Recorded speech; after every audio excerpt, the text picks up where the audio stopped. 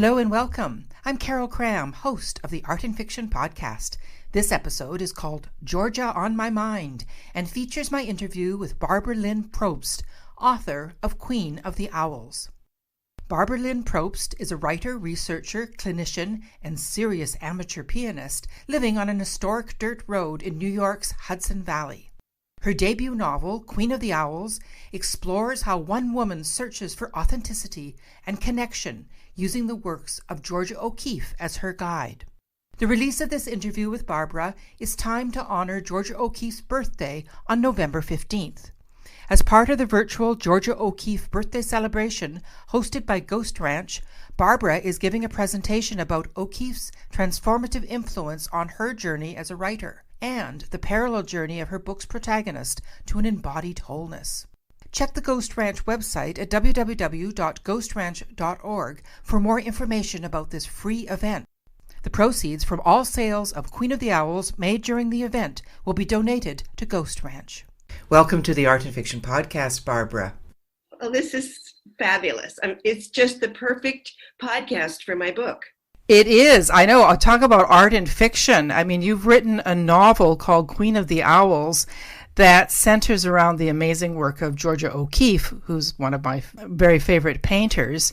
Now, Queen of the Owls has been described as a powerful take on one woman's relationship to her body, her art, her creativity, and also her mind, inspired by the life of Georgia O'Keeffe.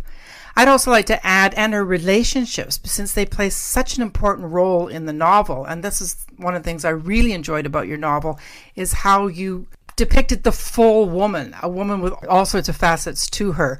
But let's start with Georgia O'Keeffe, who, as I said, is one of my favorite artists. So why did you choose to write a novel inspired by her work?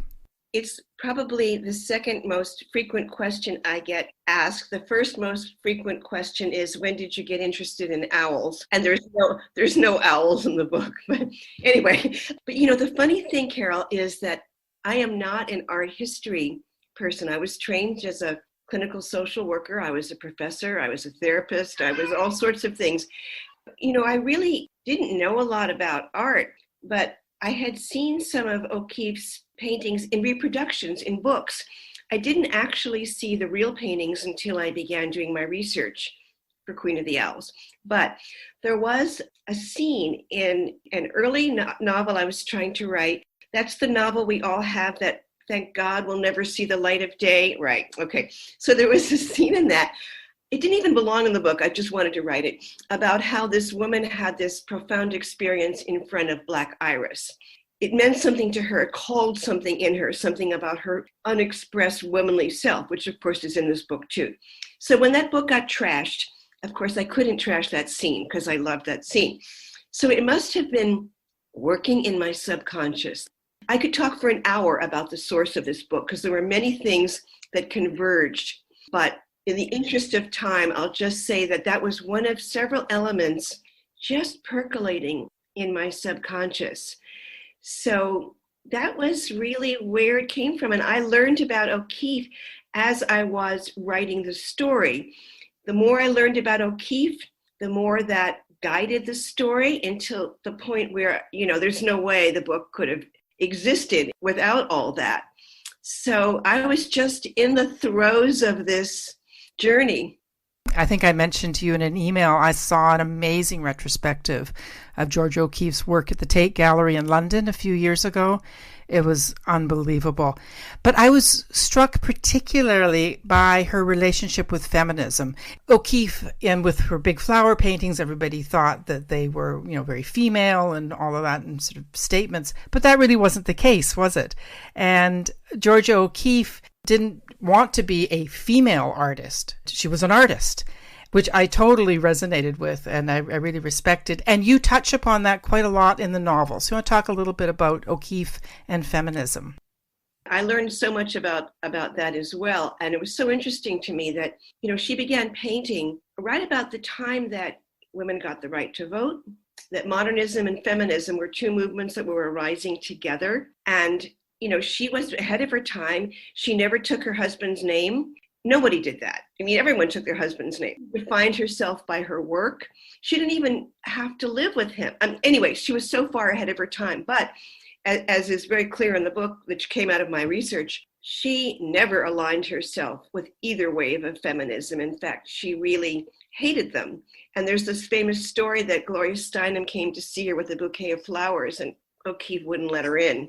But I mean, there's a lot of, it's very complex, because one of the controversies is whether she was trying to play it both ways. This whole question of the nude photos, which plays a role in the book, was she naive, or was she very canny in using this to get attention and then denying the way people interpreted her work as a result? We'll never know. It's very complicated. And one of the things I tried to do in the book was through other characters to show some different ways of looking at this, putting other points of view into the words of some secondary characters. I learned so much about that. And of course, I have my protagonist teaching a class on feminist art, which is a kind of foil for this. And of course, O'Keeffe is famous for saying, there's something about a woman that only woman can understand. So that's a centerpiece of this book as well. I think like O'Keeffe, like other great artists of the 20th century, like Dorothea Tanning, for example, didn't want to be identified simply because they were female. They wanted to be great artists. Apparently, Dorothea Tanning didn't want to be in a group show of women surrealists.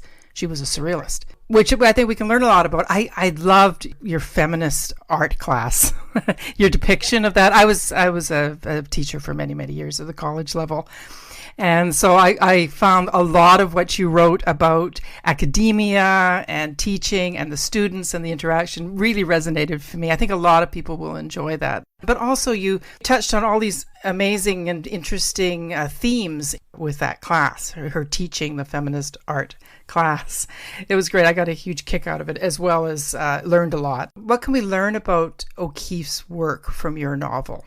There are many answers I could give to this question, but one of the things that was really quite amazing for me was I don't think many people were aware of the work she did in Hawaii. And so I actually came upon that. I don't remember how it came about. I just came across it. And in fact, there's this huge biography, 300-page doorstopper of O'Keeffe, which has a single paragraph about her time in Hawaii. Is very little known. And so this is one of the magical things that happened in writing this book. So I'm randomly Googling O'Keeffe Hawaii, thinking it could be an interesting kind of, unique twist. And I see that the 20 Hawaii paintings were going to be shown as a group all together for the first time in 80 years, 20 minutes from where I live, New York Botanical Garden. Don't you love that? Oh my goodness. It was like a sign. There were all kinds of other, woo-woo signs that happened, but that one was the first. And of course, I went to the exhibit more than once. I spoke with the curator. I even went to Hawaii, actually, but poor me. It's amazing the things we have to do for our art, isn't it? I was starting to learn about her Hawaii work when I got a thing in my email about a writers' conference in Kauai. And I said, I have to go. And it actually, this is a little bit of a side trip, but it actually turned out to be really important because when O'Keeffe was in Hawaii, she had never been there before. And then after that, she went and bought her first house in New Mexico and settled in New Mexico upon her return. And I was able to feel in my own embodied self the absolute difference in the two kinds of heat. In Hawaii, the heat is heavy and moist and languid. In New Mexico, it's crisp, dry, stark. It's very different. And I thought, wow, what was this like for O'Keeffe? So anyway, my protagonist is doing her dissertation on this. So I really, really studied them. And I was, again, so fortunate to be able to see them more than once in person, which now one wouldn't be able to do that. Most of them are in private collections or else they're scattered. So I think people would understand for sure about this pivotal moment in her life. And they would also probably have a new window onto the complexity of the photos that she posed for with Stieglitz. So those are two things that I think that the average person who maybe knew of some of the skulls and flowers wouldn't know about all this. Well, yeah, I think that's why I enjoyed it so much, because she is known more for the later work, the work from the desert. But I have a funny thing to tell you, which is that I had emails from a number of people who told me that while they were reading the book, they had to stop and go look up the paintings that I was talking about on Google. That was pretty cool. Yes. That's one of the things I love about reading novels inspired by the arts. And I think it was one of my motivations for putting all this together is that I love that. I love reading a novel and going, gee, I don't remember what that piece was. I'm going to go look. If somebody reads one of my novels and they are inspired to learn more about the artist or whatever, that's kind of one of our goals, isn't it? Well, it's really cool that this kind of cross-pollination or something, that these arts don't need to be separate. Oh, no. I was very intrigued at the end of your novel. You had your reader's guide or your book club questions. I always love reading the book club questions that people put in. And one of the questions you posed was, does a work of art benefit from interpretation by others? Do you think artists always know or can analyze their influences and intentions? So how would you answer that question? Well, I tried to put questions into that I didn't have the answers to. But I mean, O'Keeffe was often said, basically, don't interpret.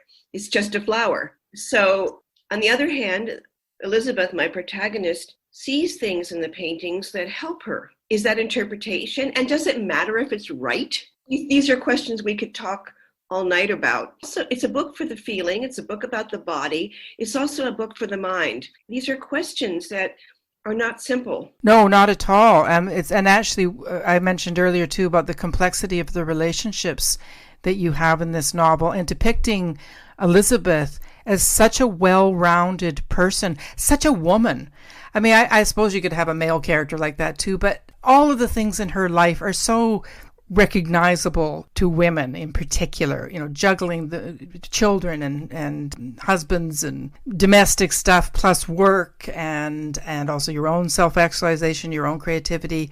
You really got that sort of big picture. So it wasn't just about her and art by any means. It was her as a whole person. Your novel really touches on the themes of self-actualization and the search for freedom. Would that be a fair thing to say? I think so. I mean, she's looking for this sense of something missing behind all the roles she plays. Who am I really? What is my... And well, there's two parts. There's something missing, and there's also the sense of, by embracing the part of yourself you've denied, you can feel more whole, which is why I had her sister be the counterpart in a way, who also has to, at the end, has to take at least the first step toward incorporating the part of herself that she kind of pushed aside. It's been interesting to me that different people have liked the book for different reasons. Like one person that just loved the relationship with her children. Part of what I think makes Elizabeth appealing, but it's not the main part of the book. And of course, another thing that I love is that people have different reactions. Like the character of Richard, the charismatic photographer, he plays a pivotal role, let's put it this way. And there people have had all these different reactions, from wanting them to fall in love to wanting to just humiliate him. I mean, it's very interesting. And he was a character who just came to me. He's not based on anybody I've ever met. He just sort of appeared to me. I had mixed feelings about him too, but I really like how you handled it. And I like the fact that you never sort of just decided to be conventional in the way that you wrapped everything up, which is realistic. And she did have parts of her life that on the surface, everything looked wonderful, but it wasn't. I also wanted to ask, what is the title? Or why Queen of the Owls? Well, I'm going to ask you what you felt about that title. What did it mean to you? That's a very good question. I think there's something about the fact that Elizabeth thinks of herself and is sort of referred to as a bit of an owl. Like she's supposed to be wise. She's always talking about how smart she is, and other people talk about what a big brain you have. But that actually is not enough. She, as you said earlier, she needs to explore other parts of her, not just her big brain. So, her sexuality and all of these things that were kind of lacking. So I kind of wondered if that was it. It was something to do about the way she thought she was like Queen of the Owls. In other words, Queen of the smart people, but she isn't really. I don't know. That's what I thought. In a way, it's sort of, deliberately interpretive, shall we say. Queen to me also being something like proud and beautiful. But actually, the funny thing is, the title was harder than writing the book. Went through so many different titles. None of them were right. An early title was called Her Own Hawaii, which she said she had to find her own Hawaii. But I just never liked the rhythm of it. And also, I thought people would thought it was a travelogue. And up until, almost the time when the arcs, it didn't have a title. So this actually goes back to, I plagiarized myself from an article I wrote when I was an academic. And it was from a woman who, it's not really relevant, but just I liked it. A woman who was very high functioning Asperger's. And I used to do a lot of research of interviewing people living with diagnoses. And she said, she just sort of sat up straight. And she said, I'm not like the other birds. I go out at night, I turn my head around. I'm an owl, but I'm the queen of the owls. So I just channeled that phrase, and it's turned out to be something that has evoked all kinds of things in people like yourself. And I think that's better than pinning it down, calling it Elizabeth Finds Her Groove. That would just be boring. But I like writing books that have layers that invite the reader in without just telling you what to think, giving you space. Yes, that you did extremely well, because all the way through the novel, obviously I want to know what was going to happen to Elizabeth, but I was constantly questioning as well, thinking, okay, what do I think about that thing she just said about art in her class or whatever? So I really enjoyed that very much. You really did capture all those different layers. I love the fact that it's such an enigmatic title, because it's a great title. It is definitely open to interpretation. Titles are tough though, aren't they? I've often had troubles with titles. They either come right away or they don't come for months and months and months. Definitely. I just want to say that, when one's writing a book that is, so to speak, inspired by art, it still has to be a really good story. It's not a lecture. It has to be a really, really good story that the two parts have to mesh in just the right way. Exactly. And it's really got to be a story about one person's journey, which is exactly what it is. And the O'Keeffe paintings are important to it. But really, the essence is her search for her own self, what she wants to become. How does she want to be in the world? Which, of course, is what we're all doing all the time. Georgia O'Keeffe's birthday is on November 15th. So I gather there are quite a few events planned, and you're doing a webinar, are you, at Ghost Ranch? Can you tell us about that? And what is Ghost Ranch for those who don't know much about O'Keeffe? Well, Ghost Ranch it's now an education retreat center, but it was the place in New Mexico, just near Santa Fe, where O'Keeffe lived and worked. It was her first home. She had another home later in Abiquiu. And a lot of her desert paintings were done there. They have a tour there, actually, which I took. It's really cool. You walk in O'Keeffe's footsteps and you walk past the places that she painted, and the tour guide shows you in a book the painting of the place that you're looking at. They do many, many other things. That's just one that I happen to have done. And this is actually kind of wonderful. I had visited Ghost Ranch, and I had originally was going to do a live event last April at Ghost Ranch, an all ranch event it was called. It was going to be on Earth Day. My book was just been published 10 days earlier, etc. Well, April 2020, of course, the event was canceled, and it broke my heart because it was my dream event. Bless them, I'm persistent, and they are wonderful. So months and months and months and months later, I suggested that I could do this virtual event for Ghost Ranch. So it's free, but you do have to pre-register to go to the Ghost Ranch website, and it's there.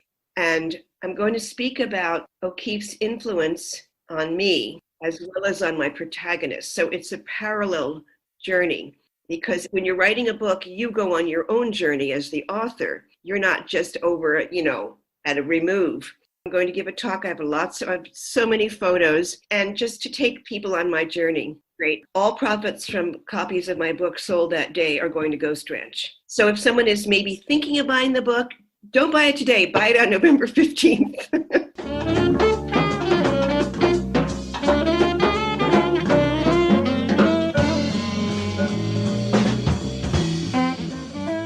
Time for a short break. I'm a huge fan of Pro Writing Aid. Described as a grammar checker, style editor, and writing mentor all in one package, Pro Writing Aid really does help you be a better writer. What I love is how the suggestions make me think about what I've written. The program does a lot more than just identify grammar and spelling mistakes. It provides 20 in-depth writing reports that highlight elements such as repetitiveness, vague wording, sentence length variation, adverbs, use of passive voice, and a lot more. Follow the link in the show notes and you'll receive 20% off a subscription to Pro Writing Aid. Believe me, it's the best money you'll ever spend to improve your writing.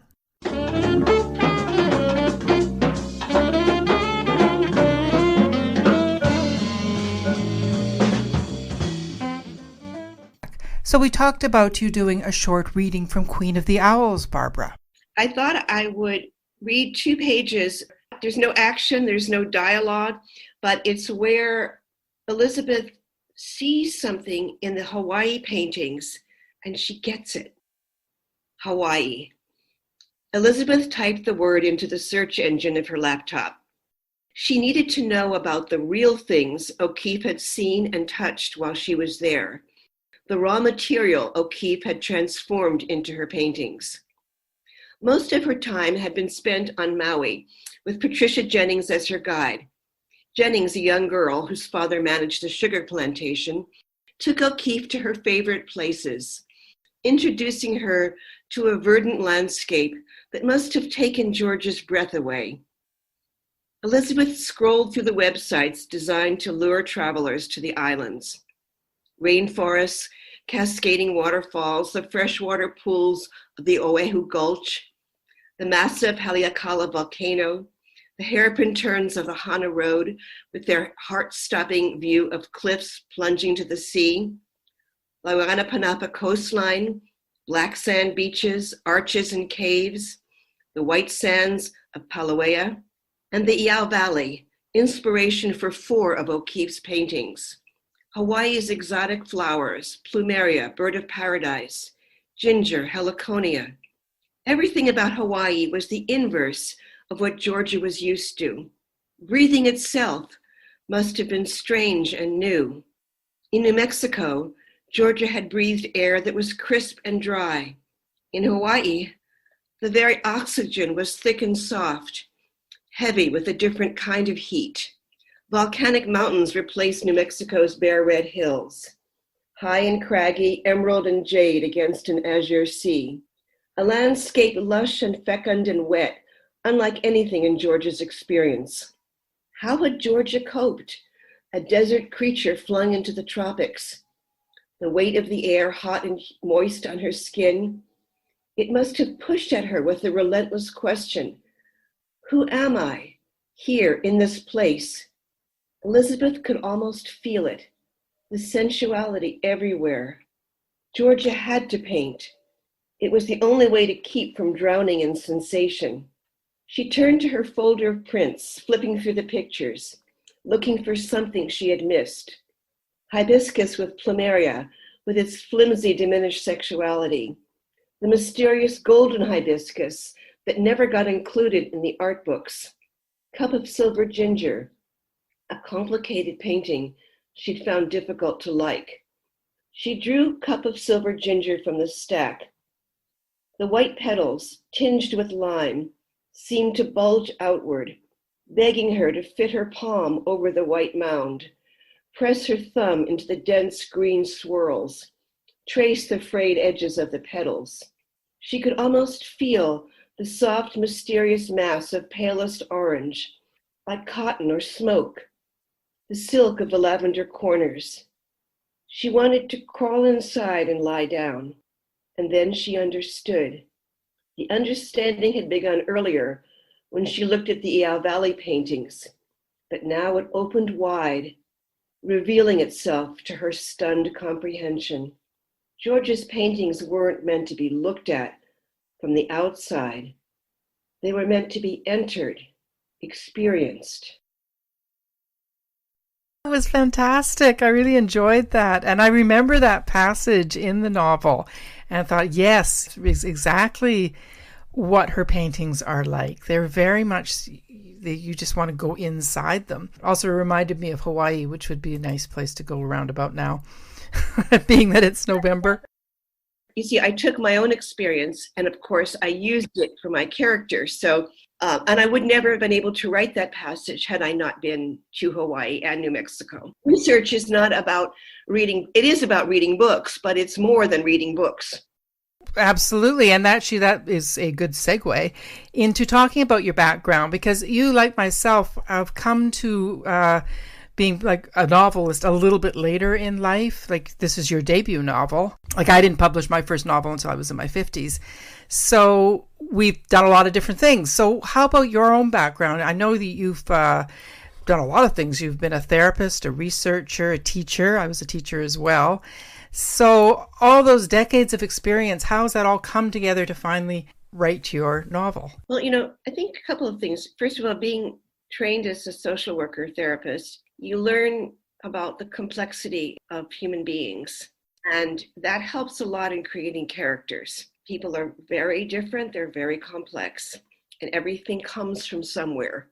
This has sources. And relationships are complex as well. So I think that training absolutely helped me. I always wrote. I published 2 nonfiction books. I wrote a zillion academic articles. So how to craft a clean, well-written sentence is something that I did learn to do, although it's a different kind of writing. I never had writer's block. Writing, it comes to me like speaking. So that was trained in me as well. Also, the research piece, how do you dig down and find out stuff? And I was what's called a qualitative researcher. I interviewed people and I analyzed the conversation to look for themes. So I already understood that research is more than reading. You need to read and know you need to have your background. You need to be grounded in the latest knowledge in your topic, but somehow the human encounter with people that I interviewed brought me into it. And there's a thing in qualitative research called reflexivity, which means you include your own responses as part of the data.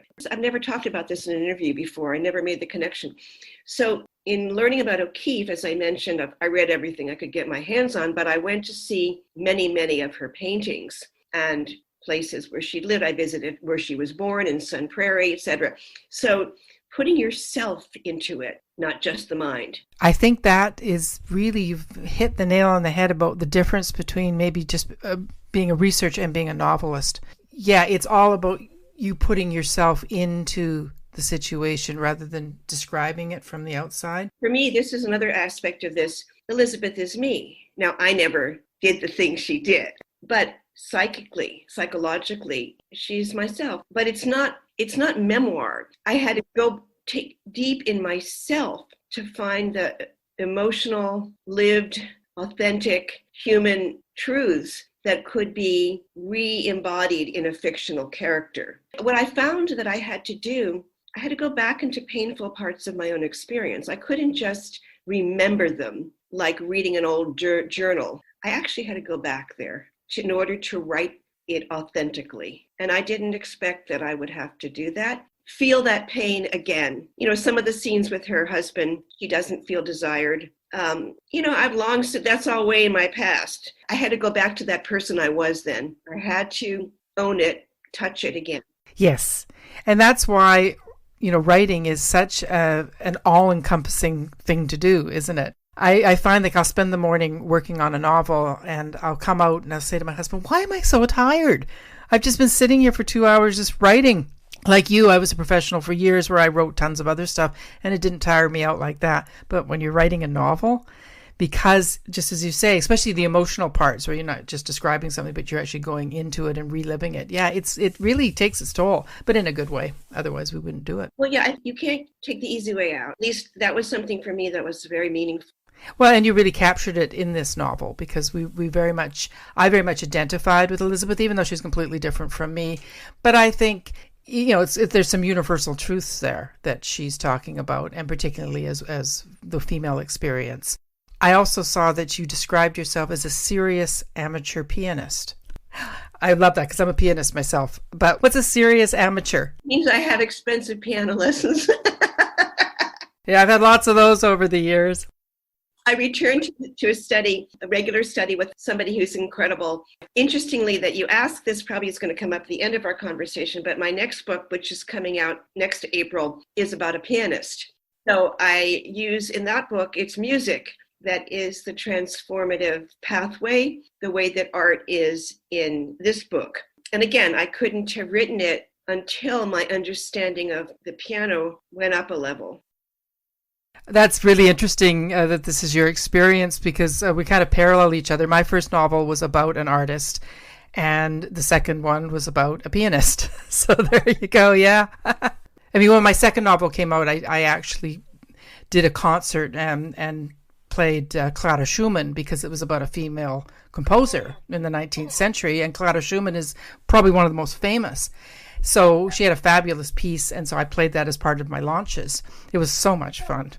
Regarding piano, though, what's your favorite? What do you like to play? I play classical. The last couple of years, I've been super into late Brahms and Schubert. Chopin is the other one. The preludes are incredible. I try to play only pieces I love. That's the privilege of this being an adult who's doing it for her own self. But isn't it wonderful? I know I love to play. As I said, I do it every day.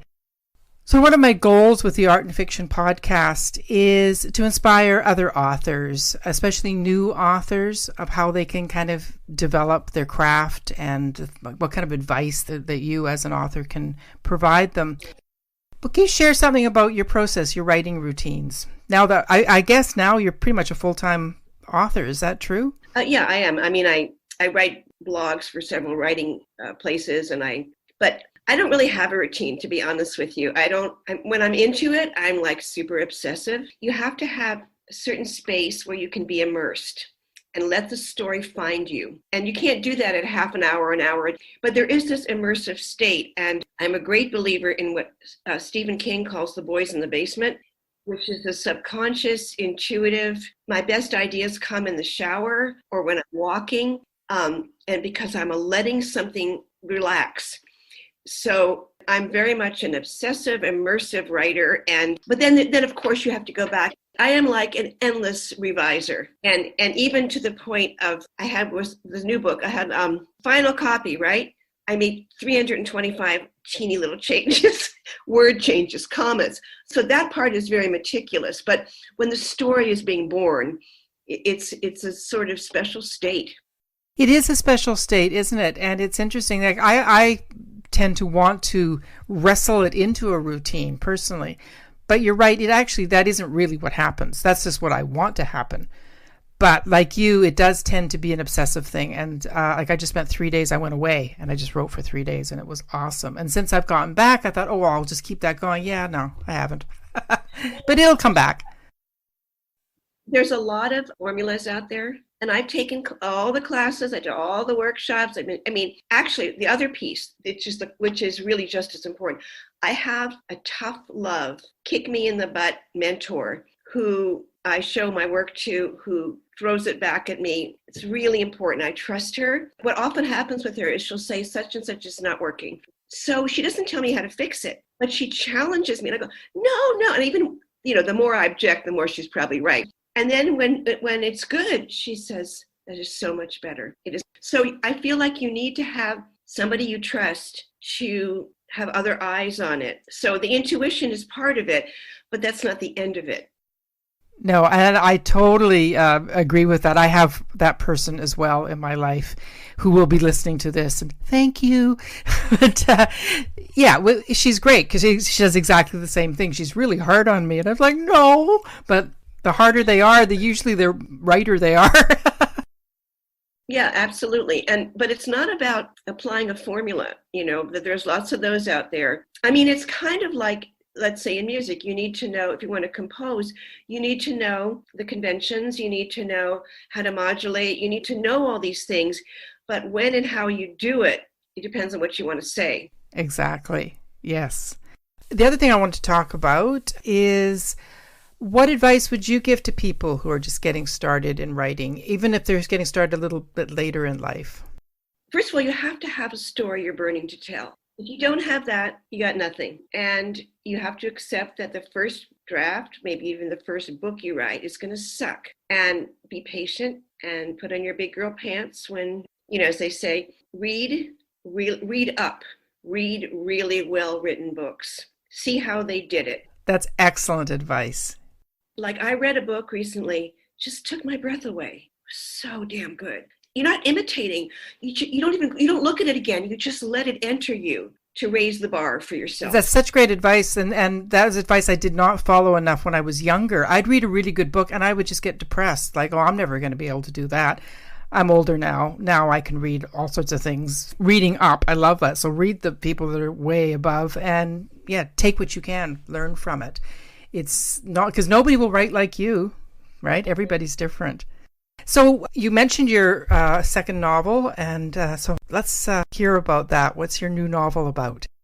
In a way, I have a brand, which I didn't realize I was going to have. So Queen of the Owls is about how art can make us more fully human, how it can help to enrich and transform us. So my second book uses music, and it'll be out in the spring. Stay tuned. And actually, I've just finished the first draft of a third book, which will be about another art form. So this brand has sort of found me, and I really think it's cool. It's totally cool. Well, thank you so much, Barbara, for chatting with me today. This has just been fascinating. As I said, it's the perfect place for me to talk about Queen of the Owls. It was just made for me, and it's been a joy. Thank you. I've been speaking with Barbara Lynn Probst, the author of Queen of the Owls, listed in the photography category on Art and Fiction at www.artandfiction.com. Check the show notes for the link to Ghost Ranch and information about Barbara's webinar in honor of Georgia O'Keeffe's birthday on November 15th. Also, be sure to check the show notes for the link to a 20% discount on a subscription to Pro Writing Aid, an indispensable editing tool for writers. Please follow Art and Fiction on Twitter and Facebook, and don't forget to give the Art and Fiction podcast a positive review or rating wherever you get your podcasts. Thanks so much for listening.